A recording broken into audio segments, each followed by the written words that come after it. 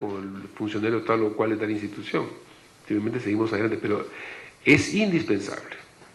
Si nosotros conseguimos que un porcentaje razonable, el 15, 20 o 30% de la gestión de cultura de la municipalidad a fines del 2014 venga del sector privado, yo estoy convencido que ese sector privado que ha visto lo interesante de trabajar proyectos importantes para la ciudad, va a exigirle al siguiente alcalde, ojalá sea la alcaldesa, ¿no?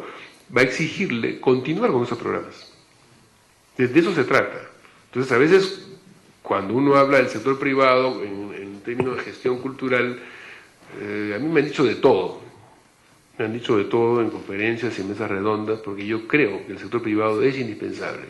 Finalmente es el dinero nuestro, el sector público, es un solo fondo, y en la medida que el proyecto sea atractivo, sin tergiversar, por cierto, las virtudes del patrimonio, de lo que estamos trabajando, marcando el espacio y no rematando pues una huaca o una exposición, aunque pongan cualquier mamarracho delante. Me explico, o sea, bien trabajado también genera prestigio al sector privado, y ese prestigio va a hacer que quiera mantenerse a lo largo del tiempo. Y es de ahí donde vienen las alianzas, ¿no? Yo creo que son indispensables. Estamos ahora trabajando mucho más en eso, y Lima ha sido pues declarada Plaza Mayor de la Cultura Iberoamericana en 2014. Entonces, lo que dice Elías es absolutamente central, el tema de la promoción, de la difusión de nuestras actividades. Nos hemos guardado un poco, es cierto, un poco más de la cuenta probablemente. Hemos llegado el año pasado a más de 1 millón de personas directamente, gente que ha asistido a eventos contados uno por uno, o sea, no gente que le han contado, sino gente que ha estado presente en los eventos nuestros, que es una forma de llegar. Hemos tenido un contacto con los medios, en medio de todo, bastante generoso, ¿no? Pero la idea de que cerremos con Lima Plaza Mayor de la Cultura y que podamos sí contar con el apoyo privado de manera sustantiva, ¿no? O sea, con un aporte importante, yo creo que sí vamos a poder darle a esta gestión un momento muy potente, ¿no? En el cual se reconozca y se vea, porque la gente en realidad que ha tenido contacto con nosotros está con nosotros, en el sentido que sienten muchos. Hemos hecho encuestas, hemos hecho cosas que no se han hecho tampoco antes, hemos hecho encuestas sistemáticas de tal o cual evento, encuestas cualitativas y cuantitativas. Para muchos es la primera vez que asistían a un evento cultural. Al lado del Teatro Municipal, por ejemplo, en la plazuela que antes era la playa de estacionamiento, se llama la Plazuela de las Artes, iniciamos el año pasado un tema que se llama Arte en la Plazuela, que es teatro, danza y música de primera calidad en ese espacio gratuitamente. Al comienzo llegaban 30 personas, 40 personas, hoy día son 700, 800 o 900 personas cada martes. Por el clima ya lo hemos parado, comenzamos nuevamente en el verano, y los domingos hicimos la plazuelita, teatro para niños, gratuito. Y lo mismo, o sea, hay una avidez, hay una necesidad de la cultura entendida como un camino para articular la imaginación, para abrir nuevas puertas, ¿no? Para generar vínculos ciudadanos. Y eso se da.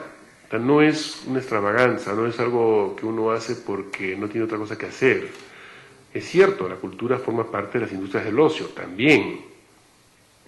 Pero entre ver televisión y ver una buena obra de teatro, o ir a escuchar música, la que sea, en un lugar público, abrir nuevamente los espacios públicos. Las huacas son los últimos espacios públicos que quedan en la ciudad para muchísimos barrios.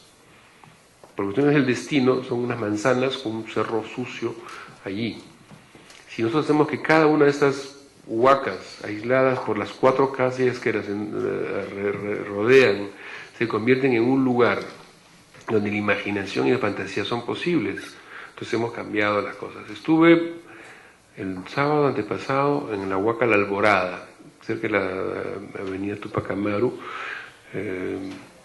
antes de la subida de Coyique. Bueno, por ahí, en ese sitio, llegué y habíamos armado un programa que se llamaba Huacas, Rock, Burbujas y Rock and Roll, con Rafa Raez, que hemos estado en varias huacas de la ciudad, Y realmente yo me quedé profundamente emocionado.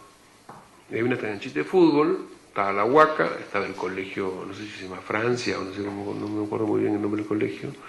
Había una pollada, la gente se vacilaba, decenas de niños con sus padres, Rafa Orráez haciendo música, contando cuentos, un par de acróbatas que se subían a las cosas. Al final hicieron, yo jamás he visto tantas burbujas en mi vida, ¿no? Unos aparatos que las burbujas, y los niños perseguían las burbujas por los cerros y subían a la Huaca, etcétera.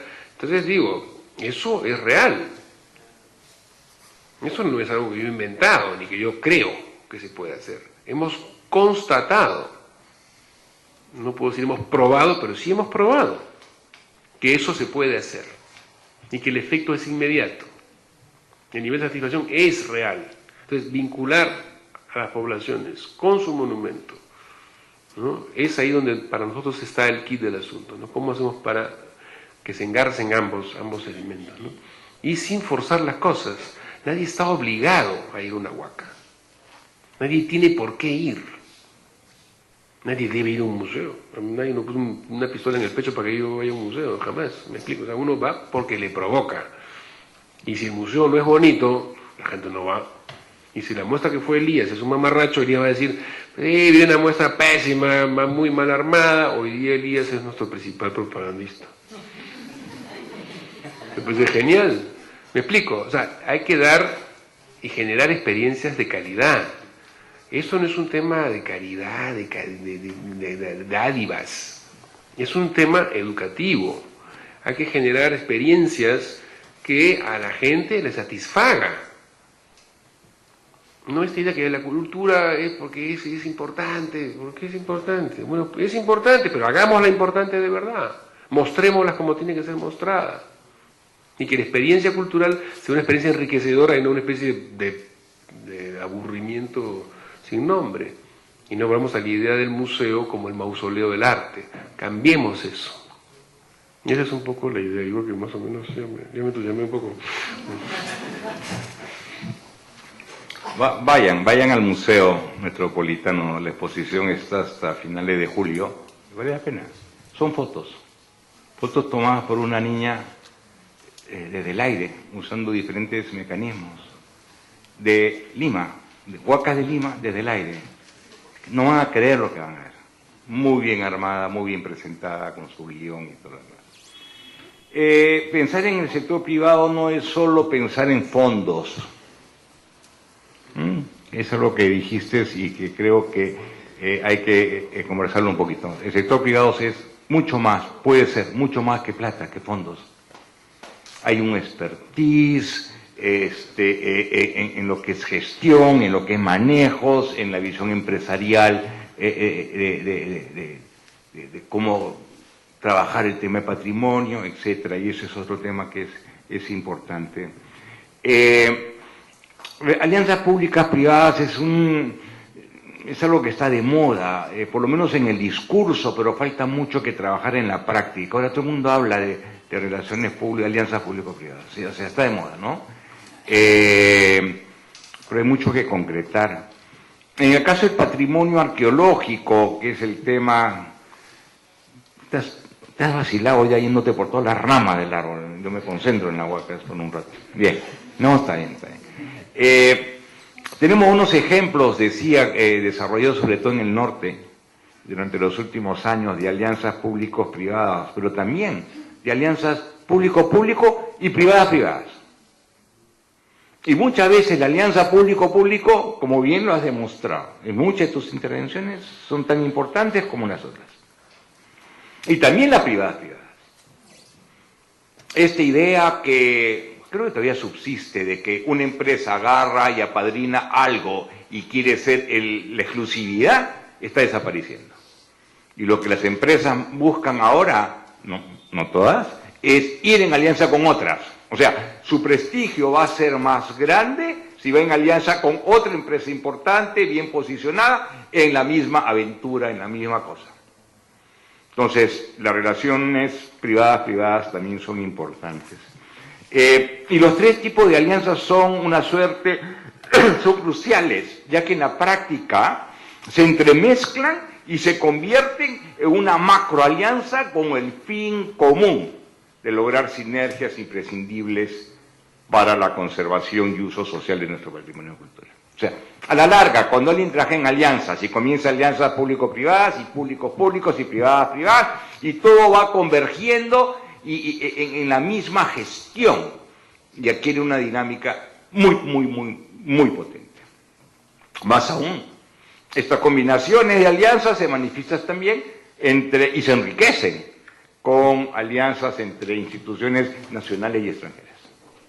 Entonces tienes esta combinación, estas tres combinaciones, público-privado, privado-privado, público-público, y eso súmalo a lo nacional y a lo extranjero, o a lo regional y local, y mientras más va creciendo las alianzas, va siendo mucho más explosivos los resultados. Porque, repito, las alianzas no solamente, y sobre todo privadas, no solamente es fondos, no solamente es plata, no solamente conseguir dinero. Hay también otros elementos como know-how, especialidades, contactos, etcétera, etcétera. Tenemos la tendencia a decir que la ausencia de beneficios económicos que favorezcan la inversión privada en patrimonio cultural es el freno que lo hace inviable. O sea, como no hay una ley que permite a las empresas recuperar no sé qué, de no sé cuántos y qué, no sé qué, y la ley de mecenazgo y qué sé yo, eso es cierto solo a medias. O sea, obviamente una ley que gratifique económicamente a las empresas por invertir en patrimonio sería muy favorable. Sin embargo, hoy que no existe esa ley, hay muy buenos ejemplos de empresas que están invirtiendo y sumas importantes de dinero y tiempo y conocimientos y compartiendo experiencias, etcétera, en nuestro país. Bacus, inversiones en Tucumán, Lambayeque, Huaca del Sol y la Luna, Trujillo, recientemente en Andahuaylías, Huaroyurco, sobre la base de las iglesias coloniales y la ruta del barroco, es un buen ejemplo. Fundación Vice, Magdalena de Cao, es un buen ejemplo. Antamina y Chavín, es un buen ejemplo. Baric y mucho lo que se está haciendo en Huaraz es un buen ejemplo. Y algunos más, algunos en mayúsculas, porque en realidad hay pocos más. Considerando el potencial que tenemos de sitios arqueológicos y de patrimonio cultural, considerando el impacto favorable que las empresas pueden tener apoyando el rescate, etcétera, del patrimonio cultural, deberían haber muchísimas más empresas, porque resulta muy rentable para las empresas apostar por el patrimonio cultural. Esta rentabilidad de la inversión privada en patrimonio no debemos medirla solo en términos económicos, constantes y sonantes. O sea, a la inversa, o sea, el beneficio que ellos reciben, toda empresa busca un beneficio, o sea, por favor, por definición, ¿no es cierto? Y no está mal. Lo que está mal es cuando lo hacen de forma poco transparente, cuando lo hacen de forma abusiva, cuando lo hacen de forma exorbitante y todo lo que ustedes saben. Porque las empresas tienen otro tipo de réditos por este tipo de inversión que debemos tener en cuenta al momento de negociar con ellas. Desde cumplir con sus preceptos de responsabilidad social empresarial, como puede ser beneficiar a las comunidades donde operamos. Toda empresa en sus principios de responsabilidad social empresarial que cada vez está desarrollándose más y más en nuestro país y con mucha seriedad, ¿no es cierto? Un precepto básico es beneficiar a las comunidades donde operamos. Hasta lo que llamamos la licencia social para operar. O sea, las empresas buscan lo que llaman una licencia social para operar. ¿Qué significa? Que la comunidad, que la gente los acepte como tal, como esa empresa, en base a su